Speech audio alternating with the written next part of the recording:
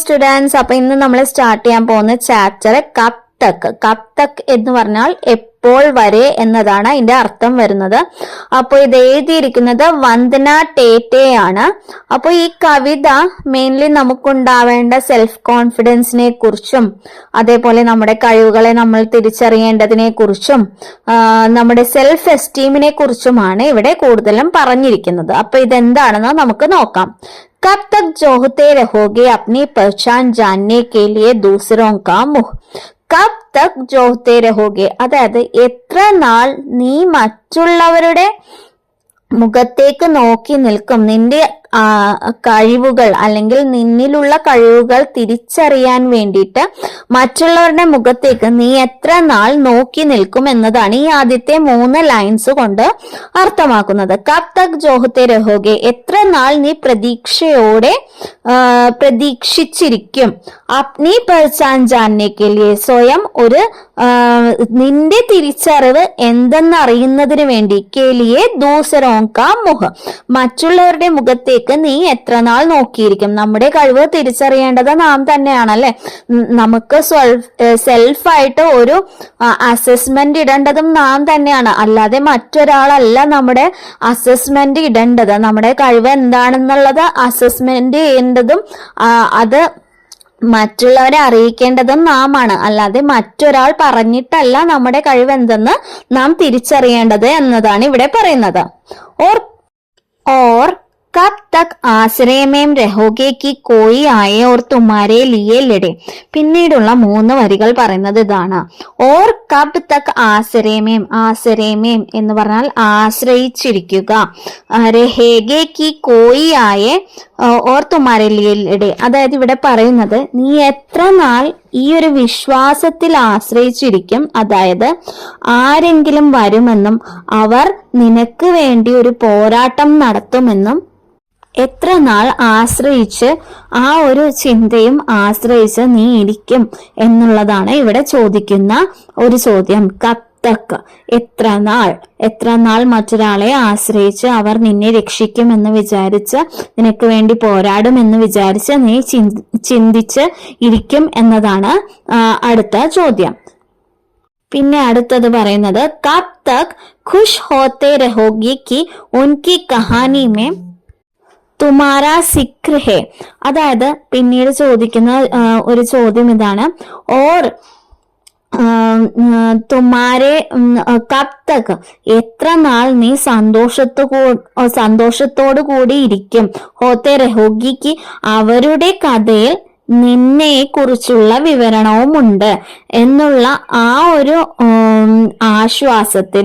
കി തുമാരാ ഇതിഹാസ് തുമ്നെ നഹി ഉസ്നെ ലിഖാ ഹെ, അതായത് നിന്നെ കുറിച്ചുള്ള ഇതിഹാസം അല്ലെങ്കിൽ നിന്നെ കുറിച്ചുള്ള ചരിത്രം എഴുതേണ്ടത് നീയാണ്.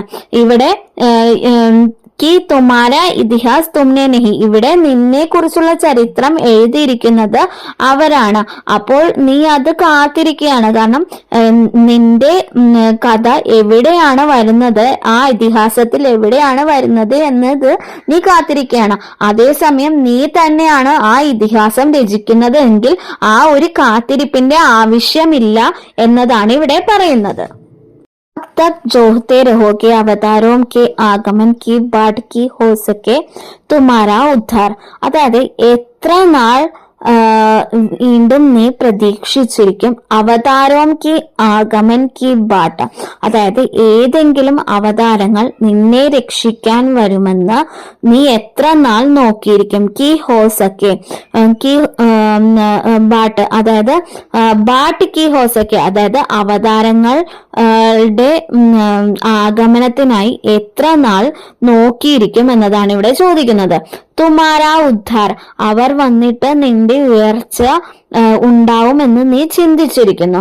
ക്യോം കരോഗെ കോയി തുമാരി വ്യതാക നിരാകരൻ, അങ്ങനെ ആരെങ്കിലും ഒരാൾ വന്നിട്ട് നിന്റെ ബുദ്ധിമുട്ടുകൾ അല്ലെങ്കിൽ നിന്റെ വേദനകളുടെ എല്ലാം പരിഹരണം വേറൊരാൾ വന്നിട്ട് ചെയ്യും എന്ന് നീ വിചാരിക്കുന്നു. അപ്നി വ്യത ബഡാനെ കെലി ഇസ്ലിയെ ബദലോ, ഇതുകൊണ്ട് ഒരിക്കലും ഇങ്ങനെ ഒരാൾ വരുമെന്ന് ചിന്തിച്ചിരുന്നാൽ സ്വയം നിന്റെ ബുദ്ധിമുട്ടുകൾ അല്ലെങ്കിൽ നിന്റെ വ്യഥകൾ കൂടുക തന്നെ ചെയ്യുകയുള്ളൂ. ഇസ്ലിയെ ബദലോ, അതുകൊണ്ട് തന്നെ നീ മാറുക. കി സമയ ബദൽ ചുക്കാ ഹെ, ഇതാ സമയം തന്നെ മാറിയിരിക്കുന്നു. നെഹി ദേത്ത അബ് കോയി അപ്നാ നിവാല, ഇപ്പോൾ ഇതാ ആരും തന്നെ സ്വയം തന്റെ നിവാല എന്ന് പറഞ്ഞാൽ ചോറുരുള മറ്റൊരാൾക്കായി കൊടുക്കുന്നില്ല. നെഹി ദേത്ത അപ്നാ ഗാൽ, സ്വയം തന്റെ കവിളുകൾ മറ്റൊരാൾക്ക് വേണ്ടി ആരും തന്നെ കാണിച്ചു കൊടുക്കുന്നില്ല. ഓർ നെഹി രക്ത കോയി അപ്നെ സിർ പർ ജൂത്തി, അതായത് സ്വയം തന്റെ ശിരസിൽ ആരും തന്നെ ചെരുപ്പുകൾ എടുത്ത് വെക്കുന്നില്ല. അതായത് സ്വയം മറ്റൊരാൾക്ക് വേണ്ടി ആരും കഷ്ടത വിളിച്ചു വരുത്തുന്നില്ല എന്നതാണ് ഇതുകൊണ്ട് ഇവിടെ അർത്ഥമാക്കുന്നത്. അതായത് നമ്മൾ ആരെങ്കിലും നമ്മുടെ തലയിൽ തന്നെ ചെരുപ്പെടുത്ത് വെക്കുകയോ അങ്ങനെയൊന്നും ചെയ്യുകയില്ലല്ലോ. കാരണം അത് ചെയ്യുന്നത് ഏറ്റവും ഒരു കഷ്ടപ്പാട് വരുന്ന ഒരു സമയത്താണ്. അപ്പോഴാണ് നമ്മൾ അങ്ങനെയെല്ലാം ചെയ്യുന്നത്. അപ്പോൾ ഇവിടെ പറയുന്നത് മറ്റൊരാൾക്ക് വേണ്ടി ആരും തന്നെ സ്വയം കഷ്ടത വരുത്തുന്നില്ല. കി ആത്മസമ്മാൻ സെ ബഡി കോയി ചീസ് നഹി ഹോത്തി, അതായത് സെൽഫ് എസ്റ്റീം അല്ലെങ്കിൽ സ്വാഭിമാനം, അതിനേക്കാളും വലുതായി മറ്റൊരു കാര്യവും ഇല്ല എന്നതാണ് ഇവിടെ പറയുന്നത്. അതായത് ഇവിടെ നമുക്ക് ഈ കവിതയിൽ നിന്നും പറയുന്ന കാര്യം ഇതാണ്: നമുക്ക് തീർച്ചയായും നമ്മുടെ കഴിവുകളെ കുറിച്ചും നമ്മളുടെ സ്വ അഭിമാനത്തെ കുറിച്ചും തിരിച്ചറിവ് ഉണ്ടായിരിക്കണം. തന്നെ നമ്മുടെ രക്ഷയ്ക്കായി മുന്നോട്ട് വരികയില്ല. നമ്മളുടെ രക്ഷകൻ എപ്പോഴും നാം തന്നെയായിരിക്കണം. നമ്മൾ തന്നെയാണ് നമ്മുടെ കഴിവുകളെല്ലാം തിരിച്ചറിയേണ്ടതും എന്തെങ്കിലും അപായത്തിലായാലോ എന്തെങ്കിലും ഒരു ബുദ്ധിമുട്ടിലായാലോ അവിടെ നിന്നും രക്ഷപ്പെടാൻ ശ്രമിക്കേണ്ടതും നാം തന്നെയാണ്. ഒരിക്കലും ഒരു രക്ഷകനെ ഒന്നും നോക്കി ഇരിക്കരുത് എന്നതാണ് ഈ കവിതയിൽ നമുക്ക് മനസ്സിലാക്കാൻ കഴിയുന്നത്. അത് മാത്രവുമല്ല, നാം ഒരിക്കലും നമ്മുടെ സ്വാഭിമാനത്തെ കളയുകയും ചെയ്യരുത് എന്നതാണ് ഇവിടെ പറയുന്നത്. അപ്പൊ എല്ലാവർക്കും ഈ വീഡിയോ ഇഷ്ടമായെന്ന് വിചാരിക്കുന്നു. ലൈക്ക് ചെയ്യുക, ഷെയർ ചെയ്യുക, സബ്സ്ക്രൈബ് ചെയ്യുക, സപ്പോർട്ട് ചെയ്യുക. Okay, thank you.